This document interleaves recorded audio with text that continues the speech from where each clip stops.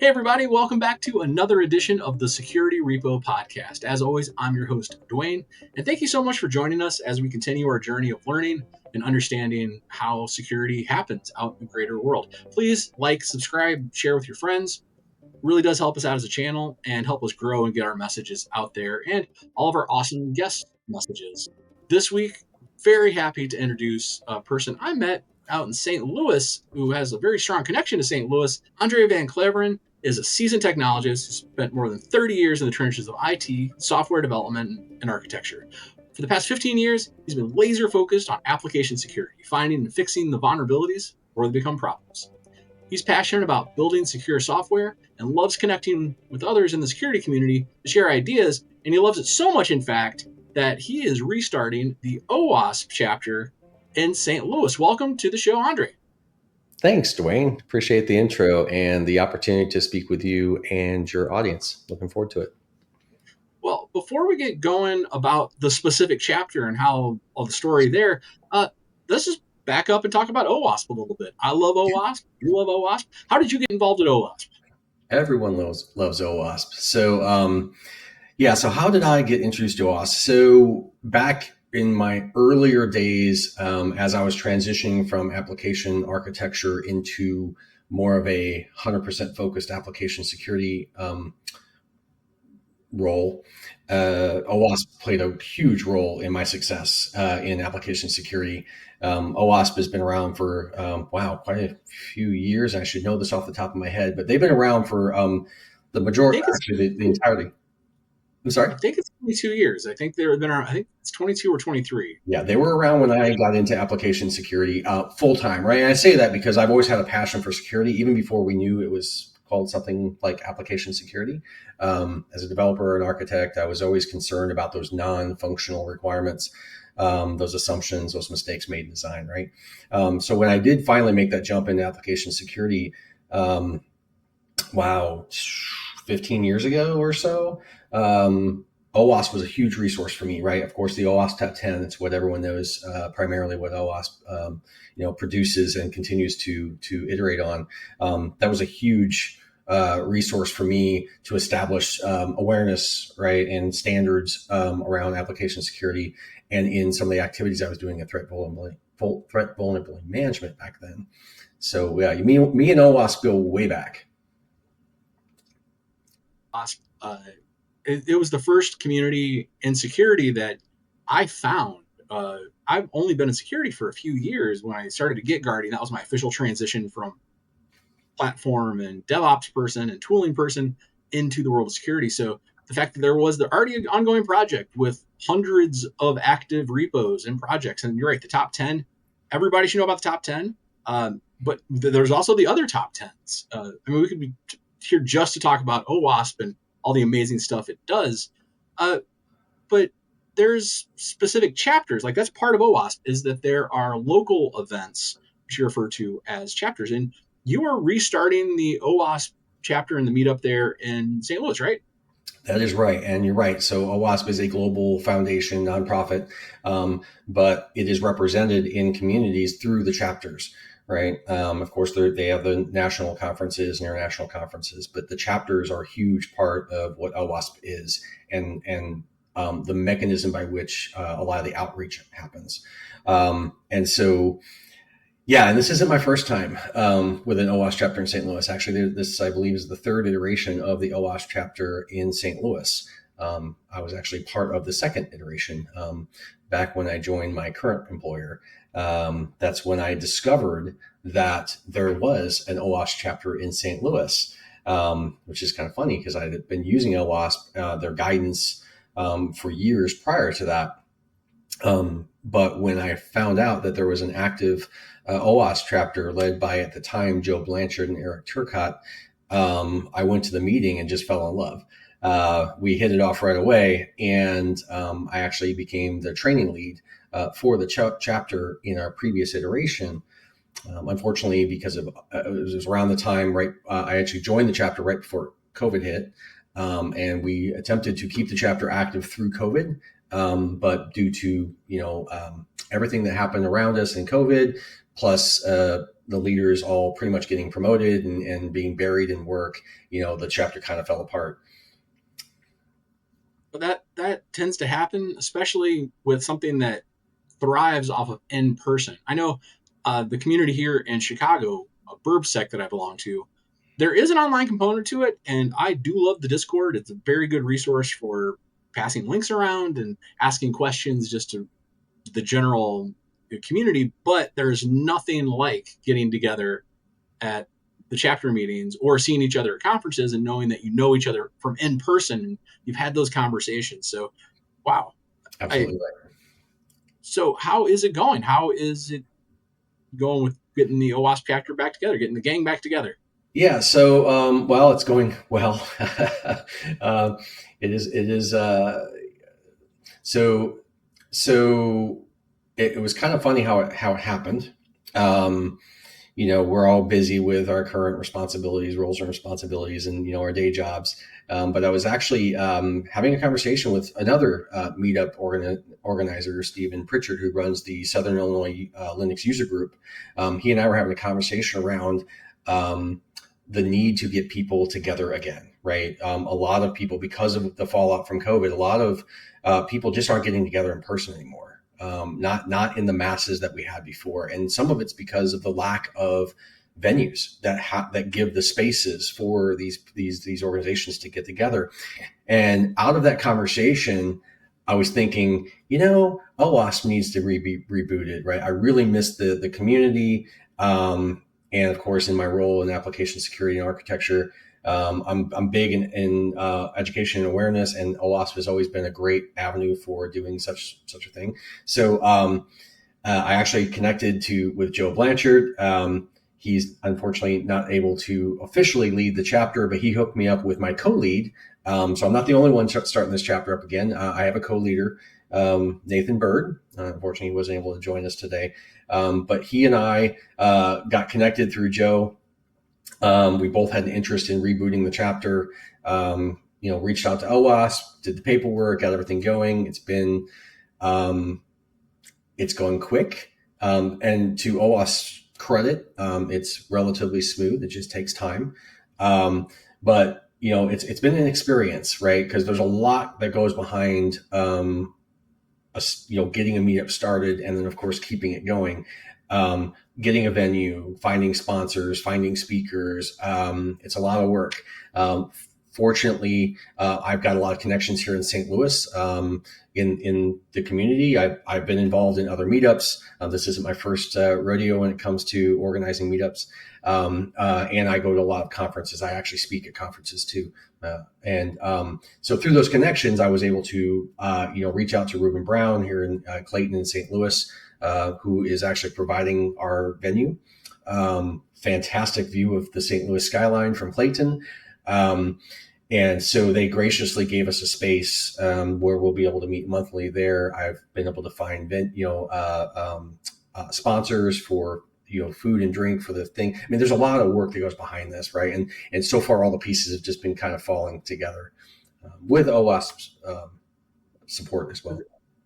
So I should have asked earlier, when is this kicking off? When is the... Yeah, so our first in-person meetup, I don't think we're going to have a virtual component. We have the ability to do so, but honestly, I want to encourage people to show up, experience the venue, have some food and drink with everyone. That is September 30th. It's a Tuesday. It's the end of the month. We are going to actually be at Secure World St. Louis, which is next Wednesday, the 17th. We're going to have a booth there. So it's not really a meetup, but it's an opportunity for people to show up, meet us, have a conversation with us, find out if if it makes sense for you to participate in the meetup. So we'll be at Secure World next week, and we're actually having B-Sides reach out to us when they found out we're rebooting the chapter. So B-Sides St. Louis is giving us a booth as well, and B-Sides is happening in September 27th, so right before our first meetup. So we got 2 conferences we'll have booths at. Come out and say hi. But yeah, our first actual in-person meetup will be on the 30th in Clayton.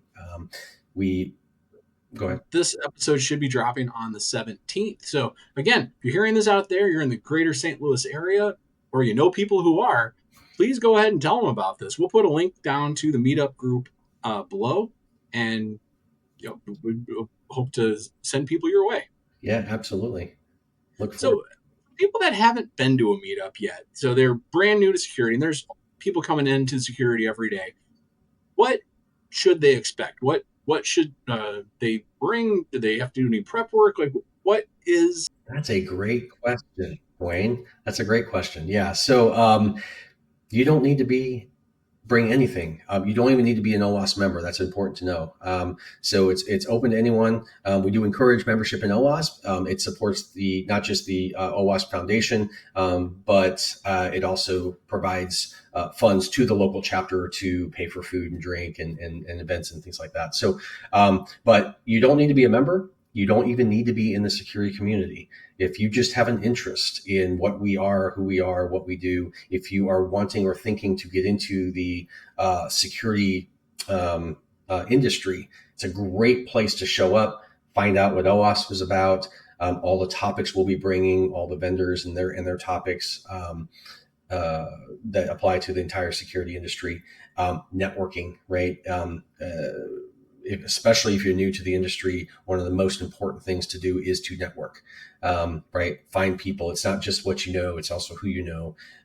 That's where you'll find the those connections. So you don't need to bring anything except your desire to network and listen and learn and participate if you want. that is one of my favorite parts about being part of the security community so far. I've gone to other technical meetups, won't name any names, where I walk in and said, you know what, I am interested in this technology. And I get a lot of stares of like, well, why are you here then? Like, we're here to hack. We're here to specifically build with these components. Like, That, that's what I've been met with. And I mean, this is a while ago. This is pre-pandemic, so maybe it's all changed. Maybe everybody's learned their lesson now in the world. But it's something that I've always appreciated about the security community: how welcoming they are to, like, hey, you're brand new, you're not in security yet, you're just interested in security. I think that speaks to what security actually ultimately is. It cuts across everything. I've always joked that we don't really need DevSecOps, because if you don't have security in your DevOps, you're not doing it right. If you don't have security in your code, then you're really just not doing it right. So security is so embedded. Yeah, if you're out there listening to this, just somebody sent you this and it's like, I'm curious about security, go to OWASP meetup. Go if you're not in the St. Louis area, find one. The security community, if it's not OWASP, the B-sides community is awesome. Yeah, yeah, absolutely. And we will have a virtual option. That is something we will have. And of course, there are OWASP chapters throughout the world where and you can find chapters on the OWASP website at owas.org/chapters. Also, we tend to organize through meetup.com. So meetup.com, not just for OWASP, but for any meetup of your interest, is a great resource to find local gatherings of people of similar interests, whether it be technology or not. And you brought up a great point, because I also have been to meetups where they're not entry level friendly. That is not the case with OWASP. We are encouraged, obviously, to have highly technical conversations, and we do, but we also recognize that a lot of folks in the room are not technologists or are not elite hackers, and so we do tend to keep that in mind and make sure that we bring it down to that kind of level, right? The other thing, something else you just said reminds me of something I always say. My team hears this all the time. They're probably sick of me hearing it, but my colleagues and friends, I've been saying this for probably as long as I've been aware of security. The way I look at security is it's just good architecture and engineering, right? A vulnerability is just a missed use case. It's an assumption that you made in the design. If you really just boil it down, it always comes down to those fundamental aspects of, something wasn't tested, you made an assumption, right?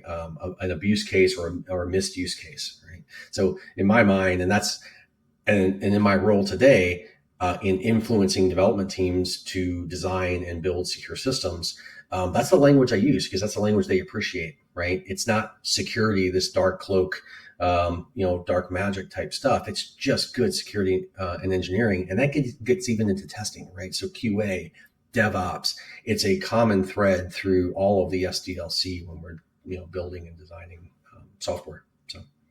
So before we move on to the last part of the show here, I do want to ask about the organizing experience. Has there been anything that surprised you? Anything you would want other people that are thinking about organizing meetups to know? Their surprise. Wow. Other than my own struggle in personal time management, which is important, actually pleasant surprises. So, OWASP also has a Slack channel. There's even a leaders Slack channel. So there is support for anyone that is wanting to lead an OWASP chapter or get involved in leading an OWASP chapter. Obviously, if it's an existing chapter, you have the chapter to support you. But we actually have a leaders channel in Slack, as well as, of course, the foundation provides support to chapters and getting going.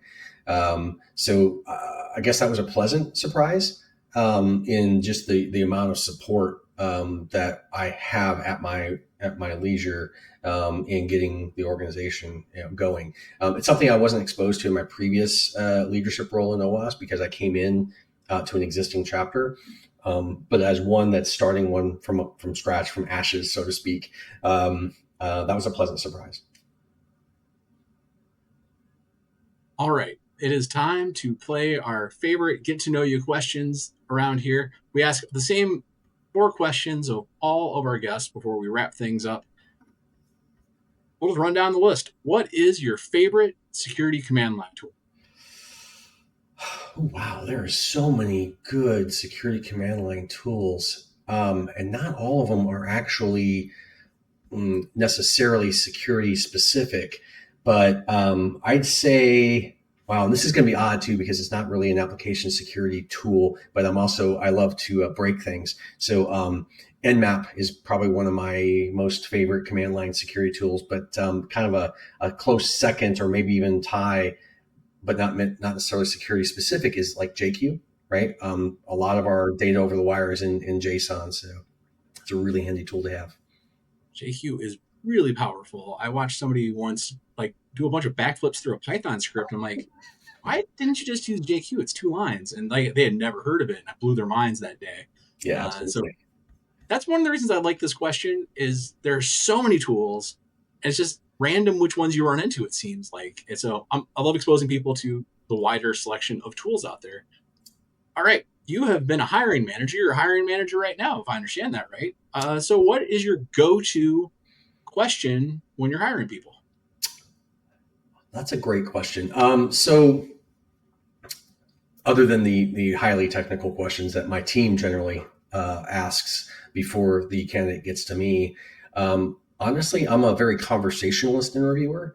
And of course, at least recently, my team's role, or anyone's role that's joining my team, is all about not just being technically proficient and having solutions at hand, but we're all about influence, right? Our job is to influence people to do the right thing.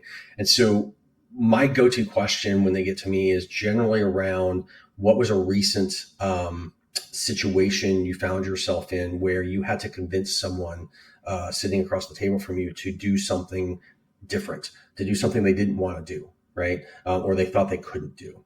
And then what was your technique? What strategies did you bring to bear to change that outcome in a way that you wanted to? And it's just interesting to hear the different, strategies they bring to the table, and whether or not they're actually able to, to convince someone to change their path, so to speak. I have been saying for a while now that security really is the people business. Like, it sounds cliche, but if you can't get someone to change their behavior, all you're going to do is keep filing tickets and you're going to keep fighting fires. But once we connect with people, maybe we can affect some real change. So I really like that question. Yeah, absolutely. I mean, because and often, kind of spoiler pro tip, people don't like being told what to do, but when they understand the why, of course, that translates to awareness. Awareness changes user behavior, right? And so what I want to hear in an answer is you brought the why to the table. You made that person understand not just what you want them to do, but why it's important for them to do it. And that is the trick to getting people to do the right thing. Excellent. All right. Best advice, worst advice. What is the best security advice you've ever heard out there? Oh wow, best is there's a lot of security advice out there, isn't there? Best security advice. It kind of goes along with the worst security advice. Best security advice is never rely on a single security control for the security of your system. So I've never met a security control that hasn't failed, right? So especially for a significantly important aspect of your system, if you are only relying on a single control for protecting the integrity or the sanctity of your system, you're going to have problems. So it's all about security in depth, right? Multiple layers of security, because guaranteed, given a sufficiently skilled and um, talented attacker, they will bypass that security control. So um, the WAF is only one control. It's not that you're only one. I hope. So, flip side of that question, what is the worst security advice you think is going around out there? Oh gosh, there's a lot of that right now. Can I change this a little bit on its head? So I've actually been on panels recently, and I'm probably going to be on that one next week at Secure World, where I've been asked, what are the emerging threats right out there? What do we need to know about to defend against? And it's a great question to ask. And there are emerging threats, and you should be aware of them and understand how to address them. But I think we're focusing on the wrong thing, right? Certainly, you need to be aware of those and be prepared for those. But because we tend to focus on the new things, the shiny baubles, we often forget about the fundamentals. And so, a lot of direction from business leaders, technology leaders, is we need to be prepared for this next, the new hottest thing, right?